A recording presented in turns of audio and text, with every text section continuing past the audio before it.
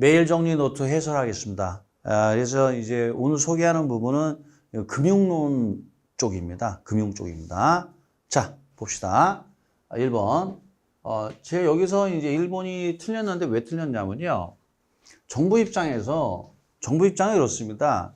주택 가격이 너무 급격히 오르는 것도 원하지 않고요. 급격히 내리는 것도 원하지 않습니다. 그래서 서서히 오르고 서서히 내리는 걸 가장 선호합니다. 정부 입장에서. 그럴 수밖에 없습니다. 얘기하면 길기 때문에 그냥 생략하고 정부 입장에서는 가격도 완만하게, 하락도 완만하게 그걸 원합니다. 그런데 급격히 올랐대요. 그럼 이건 눌러야죠. 누르기 위해서는 어떻게 해야 돼요? 소비금융을 확대하는 게 아니라 축소합니다. 즉 정책 모기지를 줄인단 말이에요. 이거. 그 다음에 금리를 올려야 되겠죠. 그렇죠? 그 다음에 대출 규제를 강화해야죠. 그래서 DTI, DSR 이런 것들을 강화한단 말이에요. 그래서 옥죄입니다. 이렇게. 옥죄 가지고 집값이 급격히 오르는 걸 막습니다. 그래서 이렇게 틀렸다. 그 다음에 2번에 이제 주택 소비금융이라는 게 뭐냐면 이런 얘기예요. 주택의 소비자가 받는 대출이에요. 가장 대표적인 게 모기지론이죠. 모기지론. 그래서 이제 주택을 담보로 잡히고 그 다음에 돈을 빌리는 거죠. 집을 사기 위해서. 그래서 자가주택 소유를 촉진시킬 수 있다. 그래서 주택 소비금융 나오면 모기지론이 나오고 그 다음에 주택을 담보로 잡히고 돈을 빌려서 그 돈을 가지고 집을 잔금을 치르는 거죠. 이런 걸 뭐라고 그래요? 모기지론. 이렇게 주택 소비금융 이렇게 알고 계시면 돼요. 그 다음에 이제 요거가 좀 다른 게 개발금융이라는 건데 이 개발금융은 아까 했습니다. 그래서 다시 써드리면 이 주택 개발금융 하면 이 부동산 개발업자가 받는 대출이란 말이에요. 그래서 건설 자금 대부나 또는 PF 같은 걸 개발금융이라고 그래요.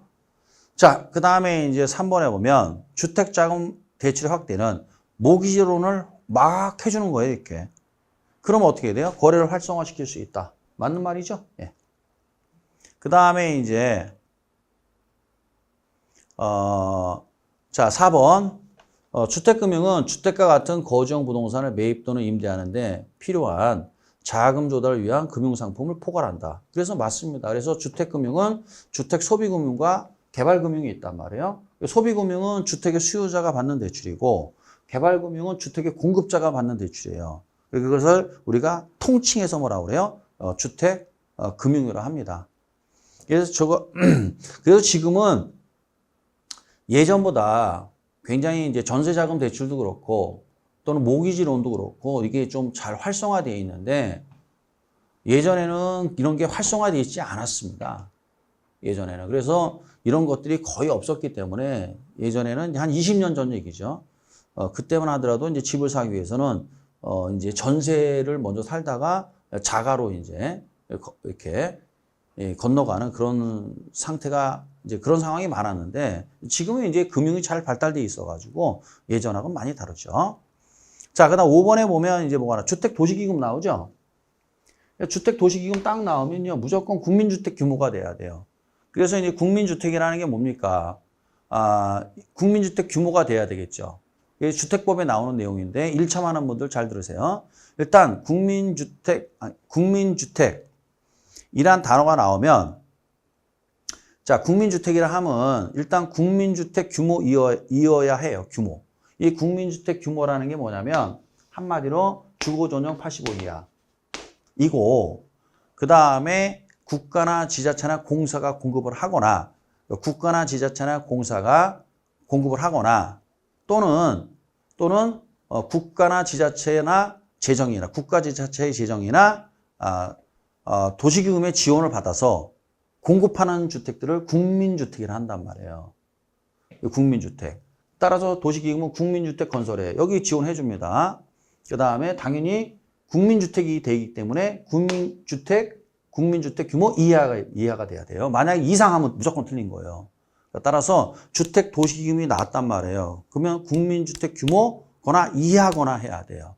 이상이다 나오면 무조건 틀린 거예요. 알겠습니까? 예, 그래서 구입에 출자 또는 융자할 수 있다. 이거 맞는 말이에요.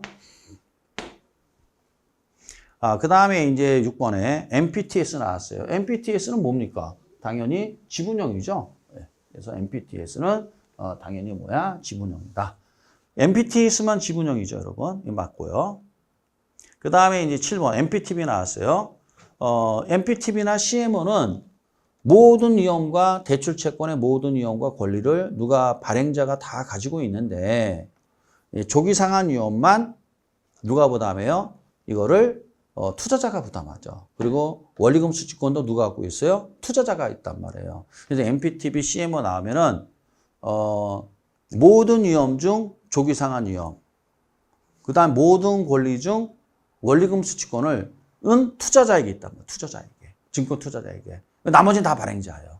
그러니까 이거만 알고 계시면 돼요. 조기 상환, 중도 상환 위험, 원리금 수취권은 무조건 투자자가 가지고 있다. 그리고 나머지는 다 누가 갖고 있다? 발행자가 갖고 있다. 그러니까 이제 어떻게 해야 돼요? 이거 보면 조기 상환 위험은 발행자가 아니라 투자자. 나머지 위험은 전부 다 뭐야? 발행자. 이게 돼야 돼요. 네, 틀렸죠? 그 다음에 이제 8번에 보면 MBB 나왔어요. MBB는 이제 채권형이잖아요. 채권형은 뭐가 제공된다? 초과 담보 제공된다. 이렇게 외우라 했죠, 제가. 9번에 보면 이제 CMO 나왔어요. CMO는 동일한 저당풀 또는 주택 저당 채권의 집합으로부터 여러 개의 채권을 발행하는 거 아니에요. 유가증권을. 그러면 하나하나를 트렌치를 하죠. 트렌치를 하고 그 다음에 트렌치마다 우선순위와 위험과 수익구조, 만기가 같다 다르다. 이렇게 맞는 거죠, 이게. 10번에 보면 우리나라 이제 모기지에 대해서 유동화 중개기관은 한국주택금융공사가 하고 있죠. 여기서 MBS 발행하고 있죠. 그래서 공사 발행 MBS. 이게 맞는 말입니다. 자, 여기까지 해서 이제 매일 정리 노트 해설 강의 마치도록 하겠습니다. 자, 수고하셨습니다.